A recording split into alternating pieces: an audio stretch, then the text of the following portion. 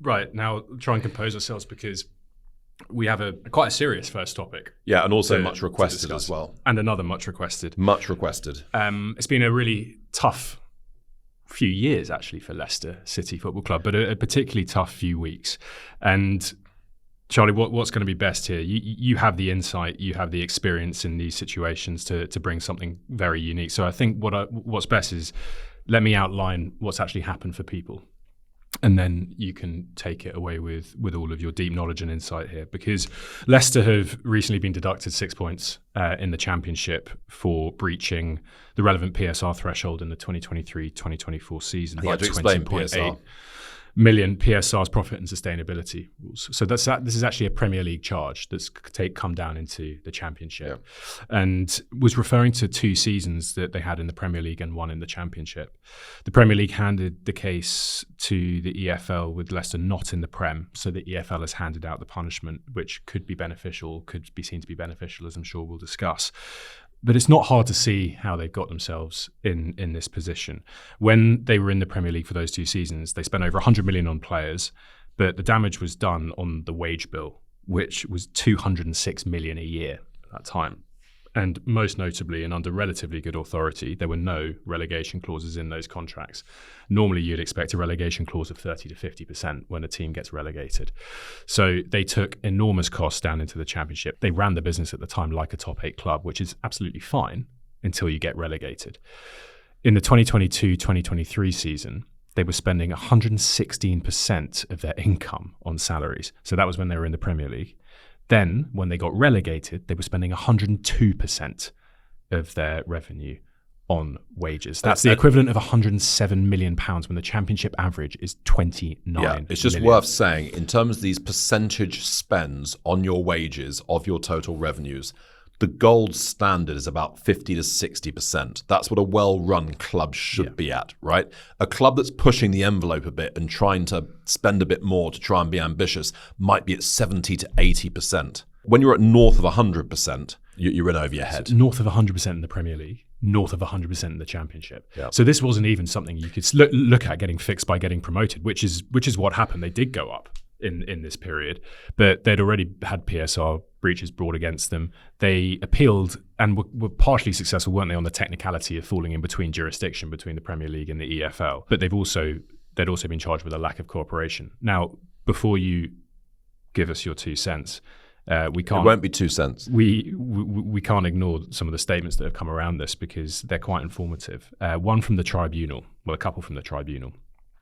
Which, after handing out the punishment, said the following: the tribunal confirmed the Premier League has the power to investigate an alleged breach of the P&S rules because the EFL validly transferred responsibility for this investigation to the Premier League in June 2024 when the club was promoted from the Championship. On their Leicester City claiming their cooperation, Leicester City did not consistently adopt or maintain a position that assisted the resolution of these proceedings. Its protestations of admission of breach were qualified and accompanied by myriad arguments that, in material respects, denied liability.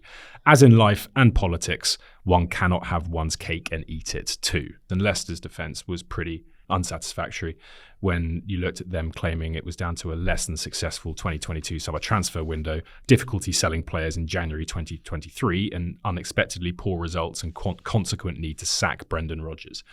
So, well, yeah, that's football, guys. You can't use that as an excuse for financial mismanagement.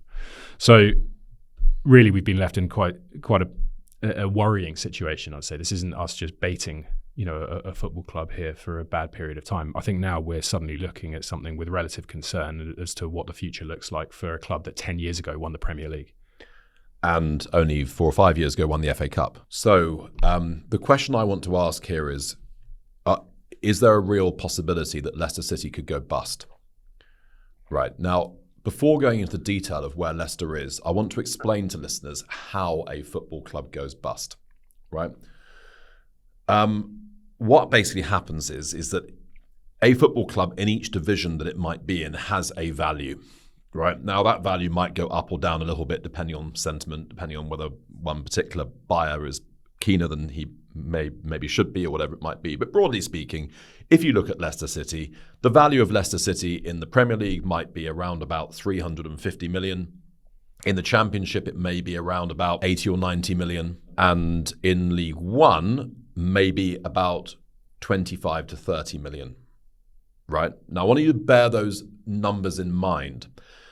The problems that come basically are when a football club's debts and liabilities and ongoing losses are so high that any prospective purchaser takes one look at it and runs in the opposite direction. So this is, if you take Bury, for example, which was the last English football club to go not just into administration but into liquidation. Bury's total liabilities were about 8 million, right? It had ongoing losses which needed to be funded of about 1 to 2 million a year. So as a prospective owner, you have to think, okay, between what I'm paying up front to clear the debts and what I'm going to have to spend to make sure that I fund the club for the first year, I'm 10 million quid in. And Bury at that moment was worth about 4 or 5. And therefore no buyer could be found because no one was willing to make a £5 million loss on buying Bury, because that was the difference between 5 million and 10 million. So the problem will come is if Leicester's debts and ongoing losses and liabilities are greater than the value of the club. That's when you have a problem. People out there will be saying, well, presumably that only becomes a problem if the current owners need to sell, right? Because if the current owners are able to keep on funding these losses, then even if technically the business is kind of insolvent, then it doesn't really matter. But this is when we get into murky waters, right? Because the existing owners, their surname always defeats me. And I'm not even going to... Are you going to give it a go? Shrivardhana Prabha. Thank you very much. The dad was called Vishai, and Vishai was the founder of a business called King Power. And King Power is the duty-free shopping business in Thailand. So through various... I mean, there are all sorts of allegations out there in the public domain about how he secured a monopoly on all the duty-free shopping in Thailand. I don't want to go into that. The fact is he did, and that monopoly became immensely valuable, particularly through increasing numbers of Chinese tourists traveling from China to Thailand to shop, sometimes even flying from China to Thailand to just be in the airport to shop, to then go back home, right? Because you could buy so many luxury goods in Thailand that were much harder to find in China at the time, right? So this was a big business making big, big dividends. And not long after this business really started to sprout wings, Vishai, the dad, bought Leicester City, which had been in administration. The whole thing had been a bit of a mess. And this is around about 15 years ago. It was around about sort of 2010. And he not only took the club on, but started to put money into it, bought the stadium back. The stadium by that point was owned by a pension fund, right? So he bought the stadium off the pension fund and started to put money into the club. And as we all know, very quickly, they got promoted to the Premier League and then very quickly then won the Premier League in the most extraordinary football fairy tale that's ever been known. And they won the Premier League with a squad that had been inexpensively and expertly assembled. Now, of course, in football, you always need a bit of luck. It's not simply the case to say that every single thing they did was because of epocally. They weren't Tony Bloom or Matt Benham with clever data models and that type of stuff. Yeah. But nonetheless, they were shrewd. They did not spend vast amounts of money, and they ended up winning the Premier League. Unbelievable sporting story. I would argue probably the greatest sporting shock of all time. They were actually favourites to finish bottom that season, and they won it. Extraordinary. I mean, utterly extraordinary. Over a 38-game season. I think that's where it's incredible. Yeah, because it's not a one-off. It's not a one-off. Like Japan beat South Africa in the Rugby World Cup, and you go, that could never happen, but it's one day. This is over 38 game weeks. Yeah. So that's 2016. And at this point, Vishai is still making lots of money from King Power, and Leicester have just won the Premier League, and everyone's really happy, and they go into Europe, into the Champions League and all this type of stuff, and spending starts to creep up. But that's still fine. Vishai is making pots of money from King Power, and they've just won the Premier League. They're now in the Champions League, so their revenues are increasing really fast. So the spending is now keeping pace with revenue increases. This is okay. So he's not having to pump loads of that. Not at this point. Not at this point. At that stage, he then commits to the building of an extraordinary new training centre. It's kind of like Man City level, right? 100 million quid on a training ground. Bear in mind that you can normally build a really, really good, fairly top-spec training ground for 10 to 15 million quid. 100 million quid. It's got its own 9-hole golf course. It's got the equivalent of a hotel for players to stay in so they don't have to commute back home. It's got, I mean, I'm trying to remember exactly how many pitches. Harry Winks. Yeah, famously, Harry Winks said he didn't want to say this. It's 185 acres, right? So that's the sort of size of a medium-sized farm. It's got 14 full-size pitches, 9-hole golf course, accommodation, etc., etc. This is really relevant. Costs 100 million quid. But as I know from running these types of clubs, these things are unbelievably expensive to operate, right? Because unlike in a hotel, which fundamentally this is like having a big hotel, a sort of country club style hotel, you don't have any guests paying you money, right? So you're operating the whole thing. Even just keeping 14 full-size pitches maintained is an astonishingly expensive exercise. I'm going to guess that this whole thing is costing £15 million a year to maintain. Something like this. Absolutely huge expense, because they were then thinking, well, we could here cement ourselves as big. Maybe it won't just be the big 6, maybe it'll be the big 7 and the big 8, and we'll be in 7th or 8th. What date was it finished? It was finished around sort of COVID time, okay, right? So December 2020. So when it was still Premier League performing it. Yes, yeah. Yes. However, in the meantime, in a tragic helicopter crash going away from the King Power Stadium, Vichai died in 2018. And both the business, King Power, and the football club, Leicester City, was taken over by his son, who goes by the nickname Top. And it turned out that he was top by name, but not top by business acumen. I was waiting for that. And that, am I that predictable? Yeah, Charlie. The minute you said it, I was going to crack the gag, and then I thought that is coming. That's very generous of you. So effectively, Top takes over, and then very soon after Top takes over, and he's still, relatively speaking, a young man at this point, still is now, COVID hits. And COVID hits the King Power native business pretty hard, right? Because it's a travel-related business. But bear in mind also that their main market are Chinese. And there was no country that had fiercer and longer-lasting lockdowns than China. So King Power was already, badly struggling financially, and the Thai government had to step in and basically subsidize it to keep it afloat. But after the end of COVID, the Chinese tourists did not return in the same numbers that they had previously been coming. And the company started to struggle until eventually last summer 2025, King Power effectively got put into administration. Effectively. Yeah, I don't know what the actual Thai mechanism is, but it could not satisfy its rents. It couldn't pay its rents. At this point, we have some major alarm bells going. So there's some big alarm bells going at this point, knowing that Leicester City is losing dump loads of money that has been subsidised by King Power, and King Power itself is in big difficulties. So effectively what happens is the former head of the Thai airline airport authority gets put as emergency chief executive of King Power, and Top gets shunted to one side. Okay, you're not running this business anymore. And over the following 6 months, the former chief executive of the Thai airport authority and his former colleagues at the Thai airport authority come to a negotiated settlement in terms of the future of King Power's relationship. And the long and the short of it is that they've gone into a sort of restructuring, effectively, which is to say that they're allowed to pay less money in leases, guaranteed leases in the short run, but they have to fork over a large chunk of their profits to replace that money as the profits come. So it's just going to be a much less profitable business. And if it survives at all. Profits which previously could have been used to well, support the football club. Not could have been used. Were being used to support the football club. Because we're talking about a football club here that has been losing, on average, £50 million a year. And one of the things that is hardest for me to explain to fans is when they hear, we've got a billionaire owner. So why is this a problem? If I had £1 billion, I would spend £50 million a year on the football club. And I explained to them, actually, they wouldn't. Because being a billionaire doesn't mean to say you have £1 billion in cash in your bank account. This is not the way it works, right? You'll have a certain amount tied up in equity in your main business. You'll have properties. You'll have all sorts of things going on.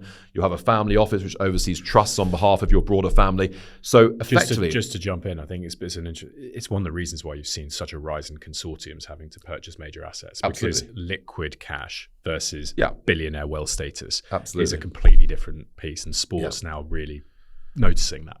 Well, as the ticket size gets bigger, the number of single individuals who can afford it comes smaller.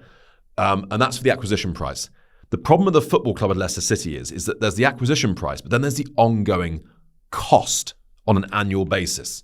It's often described as the world's most expensive season ticket. Every month, the finance director comes and says, by the way, Mr. Top, I need an extra 5 million from you this month. I need an extra 7 million from you this month. And that's how it works, right? It's quite scary. And if at any point the King Power business is not kicking off the dividends which enable that money to be transferred to Leicester City, then Leicester City has a problem. Now, so that's the King Power background as to why I've got a red flashing light on my dashboard saying this could be a really big problem as opposed to a bit of a problem. Now let's look at where they are in the Championship. So we've already spoken about their problems in the Premier League. And it is true to say that they have been trimming their sails. I mean, they have to. That's just the way it goes. I mean, they've finally realised that they can't keep on breaking the rules and they don't have the cash to spend anymore. So they're in the Championship. And their wage bill now is down to, by my estimations, about 55 to 60 million. Still enormous. Which is still enormous in a division where the average wage bill is half that. But here's the other problem, because your wages you can reduce. It might take you a year or two, but you can reduce them. The other costs in the business are at north of 40 million. And that's things like looking after the training ground. And that's things like having a Category 1 academy. And that's things like having a professional women's team and all these types of things. Those things are much harder to get rid of. When we took over Sunderland was probably the big club that has experienced the most similar problem to this, which is to say it got relegated from the Premier League to the Championship and the Championship to League One in successive seasons, finishing bottom both times. So by the time that we eventually acquired the club in League One, it was losing upwards of £30 million a year on an operational basis. Now, when you leave the Premier League, you get what's called parachute payments, which are meant to be there to help you adjust as you go. And the idea is that you come into the Championship, and whilst you're in the Championship, you're able to reduce your costs on a gradual basis with the parachute payments filling in the gaps over a 2 to 3 year period. 3 years if you've been in the Premier League more than one season, 2 years if you've been in the Premier League for only one season. Here's the problem. Leicester were only in the Premier League last time for one season, right? So 2 parachute payments. And this is their first year of parachute payments. They get about 55 million. And then next year is their second year. They get about 40 million. The problem is, where do they find themselves in year 3? Because that will govern whether this massive cost base that they've built up is anywhere near affordable, and therefore whether their liabilities are greater than the value of the club. Now, if they get relegated to League One for next season, the parachute payment will cover their losses in League One for that season, the second parachute payment. If they then do not get promoted from League One next season, and they find themselves in League One in season 2027, 2028, so that's in 18 months' time, their native revenues without parachute payments will be about 20 million quid a year, with a fixed overhead of running the thing pre-player wages of about 40 million pounds a year. And at this point, you're running into the problem that I described about 10 minutes ago, which is your overall liabilities and the costs of running you are bigger than the value of the club itself. And that's when you've got a big problem. And they will then need to adhere to League One financial regulations as well, which are going to be slightly tighter on how Not much slightly you can tighter, spend. Unbelievably tight. So really, we're just looking, that's another issue. Huge issue. They're probably going to fail to meet because they'll be so far over it. They can keep on downsizing the playing wage bill, which is what League One cost controls are targeted at. The problem is that then means you're totally changing the nature of yourself as a club, right? So you're having to switch everything you do and saying, well, we're going to need to go and acquire some League One journeymen on 250 grand a year. And then they're all swimming around in this enormous training complex. It was exactly the same as we had at Sunderland, where a training complex had been built to accommodate elite footballers and lots of them.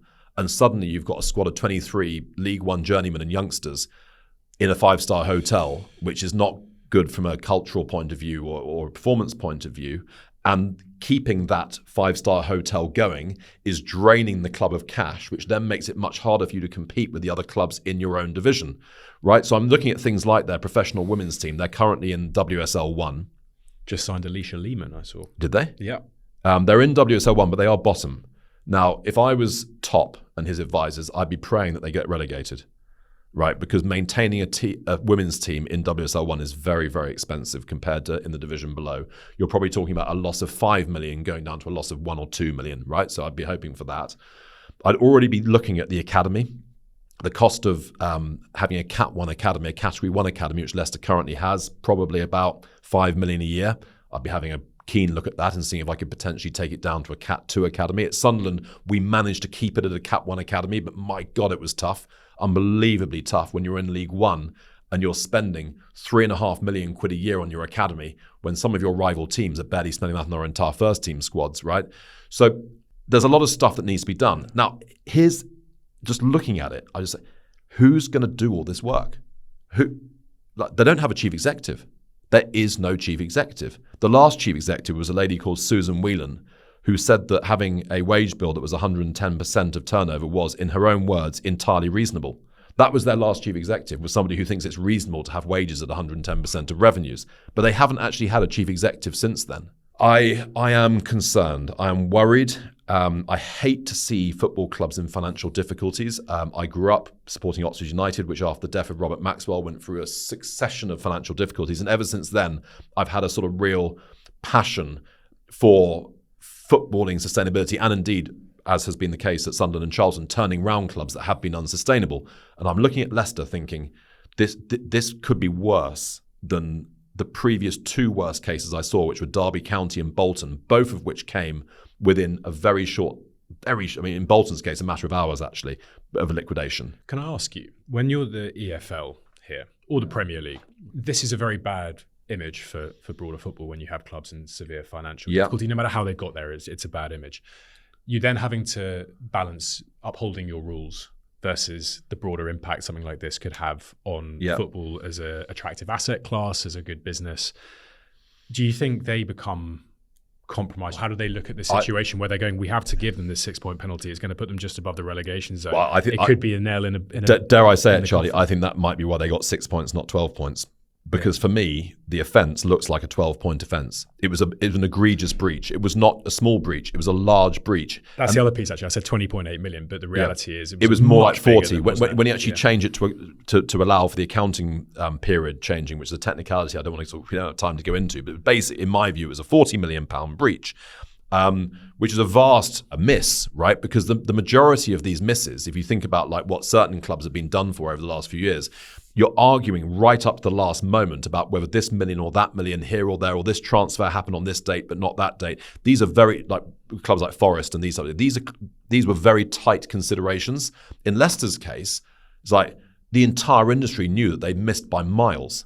And therefore, for them to get 6 points, I would almost say is almost setting a slightly concerning precedent that other clubs might go, well, if it's only a 6-point deduction, we might swing the bat here. We might give it a good go. So I think they've tried to, I don't want to cast aspersions against the independent panel who came to this conclusion, but most of us in the industry assumed it would be 9 to 12 points. So 6 points looks generous, and it looks like a number of points that gives them a chance of staying in the Championship. And if they do stay in the Championship, then they have a chance of getting through as a solvent football club. If they go into League One, they're in the emergency ward. They are in the emergency ward. I think it's very concerning, but very interesting situation to keep an eye on. And I think you've laid it out very, very well. And of course, this is why the independent football regulator has been put in place by the government, is because of what you said, which is sometimes the leagues have a difficult time regulating clubs that are, after all, their own shareholders. And those types of considerations you mentioned, right, I won't repeat them, become considerations when you're a member organisation and you're regulating your own members. The independent football regulator will be regulating these situations in real time, not in retrospect. So in other words, they will be saying to Susan Whelan, when Susan Whelan says a few years ago, oh, we're planning on signing a whole bunch of players and pushing up our wage spending to 110% of revenue, which I think is entirely reasonable, the independent football regulator will say, I'm stopping you doing that. We don't think it's reasonable. It's against our rules. Don't do it. Right? And that is why we need an IFR, because fundamentally the Premier League and the Football League aren't able to regulate their own members. I've learned a lot. Which is what we all want, isn't it? I don't know. I feel almost sad, going into a post-mortem on a club that's on death row, because there are things that can get out of it, but they are currently only outside the relegation zone on points, on goal difference. And that does start to loom as being a likely eventuality. Anyhow, moving on. Moving